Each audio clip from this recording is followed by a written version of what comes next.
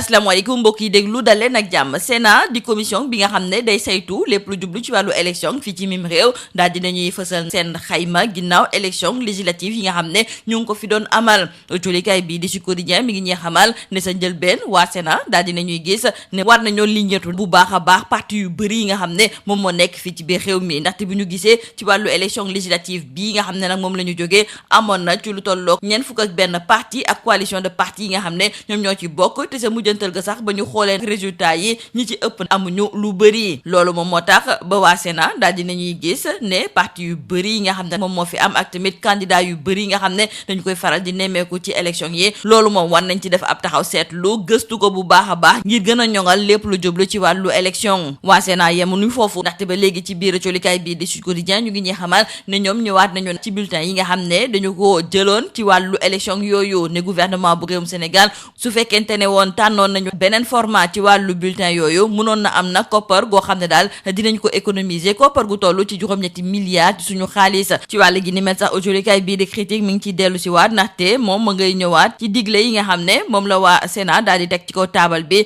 ne bu fekkente ne jëloon nañu beneen format ci wàllu bulletin yi bu boobaa moom mënoon nañu wàññi bu baax a baax koppar gi nga xam ne moom la ñu dugal ci wàll gi ni mel. Koppar googu sax waa Sénat daal di nañuy gis ne liñ ci dugal ci wàllu élection yi nga xam ne moom mooy élection législative anticipée yi bëri na torop. Li am ba des daal ñu ngi ñuy xamal ci biir colikaay bii di Sud Quotidien ne waa Sénat it daal dinañuy soññ ñii nga xam ne ñoom ñoo nekk ci DGE ne lépp lu jublu ci wàllu dépôt des dossiers de candidature ñu fexe ba daal di koy yombalal candidat yi bu mu yem rek fii ci biir Dakar, nañu ko daal di tas ci biir réew mi. Ci wàllu parti politique yi nga xam ne kon dafa bëri ak tamit digle yi nga xam ne moom la ci waa Sénat daal di amal, tey ji colikaay bii di L'As ba ngay ñëwaat sax ci nekkinu parti yooyu, ndaxte dañoo nemmeeku ne yi ci gën a mag moom seen yëngu-yëngu yi dañu koy compter, ndax loolu day firndeel ne parti yooyu dañoo nar a nërmelu li ci kanam rawali gët.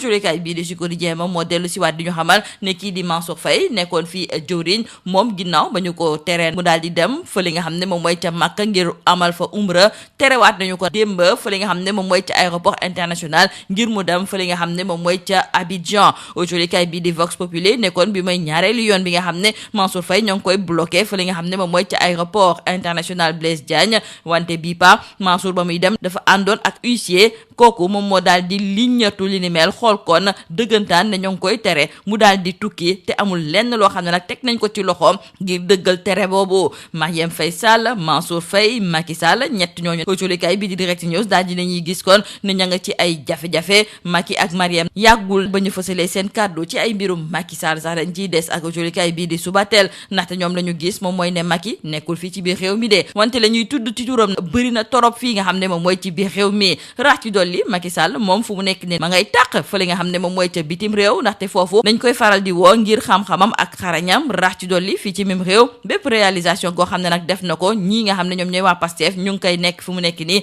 di inauguré. Subatel yemul foofu de, ndaxte mi ngi ñuy xamal ne bu ñu sukkandikoo ci ñi nga xam ne ko ñoom ñoo jege ki nga xam ne de moom mooy Macky Sall moom mun na am sax mu dellu si waat ci wàllu élection présidentielle yi nga xam ne dañ ko fas yéene amal ci atum 2029. ci lu tollook ñetti téeméeri ay nit yoo xam ne dañoo bëggoon jël ay gaal dem ca bitim réew la ñu mujjee gantal seen tukki nemmeeku boobu. Jolikaay bii di Tribune moom moo ñu koy xamal. Suñu naataango yooyu jolikaay bii di Le Quotidien di ci yokk lu ñu xamal ne ñetti téeméeri nit yooyu jàpp nañ leen ci diggante Fimela ak Fatick.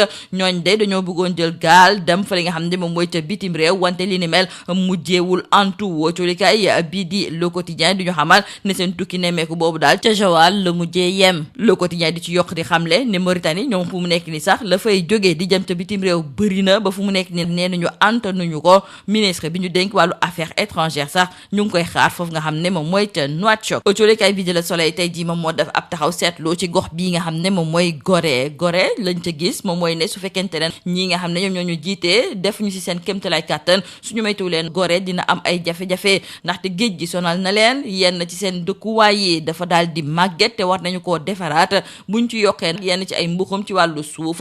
loolu moom moo tax boo jolikaay bi di Le Soleil day gis ne Île de Gorée mi ngi ci danger. Jeexale ko colikaay bi di Les Échos ma ngay ñëwaat ci ku bees tàq ki nga xam ne Pape Thiaw woo na ko ci biir équipe nationale bi muy Assane Diao. Wante colikaay bi di Les Échos ma nga ñaa xamal ne kii di Luis de la Fuente nekk nag entraîneur am fële nga xam ne moom mooy ca Espagne moom mer na ginnaaw nag ba ñu woowee ki nga xam ne de moom mooy Assane Diao. moo tax it amul lu mu fàttewul wax ki nga xam ne moom mooy Assane Diao. lii moo nekkoon mbokk yi li gën a fës ci biir colikaay yi ñu leen di ñaanal njeexte lu bës ak jàmm. Mesdames et messieurs, bonjour. La Commission électorale nationale autonome a rendu public hier son rapport sur les dernières élections législatives.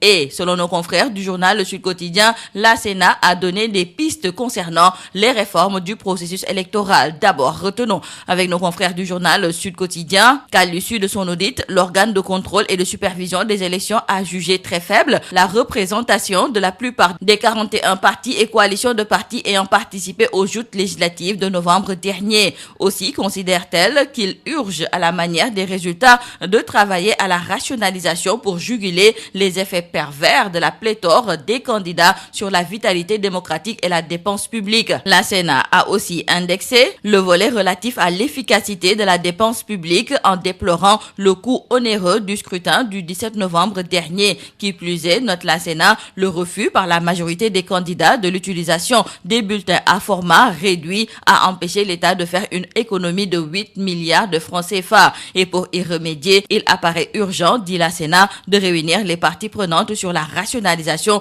des partis politiques et des candidatures aux élections pour une expression démocratique plus dynamique. Dans le journal Critique, nos confrères reviennent donc sur le rapport de la Sénat donc qui s'est prononcée sur le rejet de l'utilisation des bulletins à format réduit aux élections législatives anticipées. Et selon nos confrères, l'État est passé à côté d'une économie de 8 milliards de francs CFA. Et retenons enfin que la Sénat recommande à la DGE, la Direction générale des élections, de dématérialiser le dépôt des dossiers de candidature pour les élections. En parlant de partis politiques, nos confrères du journal LAS ont noté une morosité politique dans le pays et selon eux, ce sont les germes d'une mort programmée des partis classiques. L'ex-ministre Mansour Faye, après avoir été interdit de quitter le territoire national lundi dernier, a de nouveau récidivé. Nos confrères de Sud Quotidien nous font savoir qu'hier, Mansour Faye, alors qu'il s'apprêtait à embarquer pour Abidjan en Côte d'Ivoire, s'est de nouveau vu empêché d'embarquer dans le vol à destination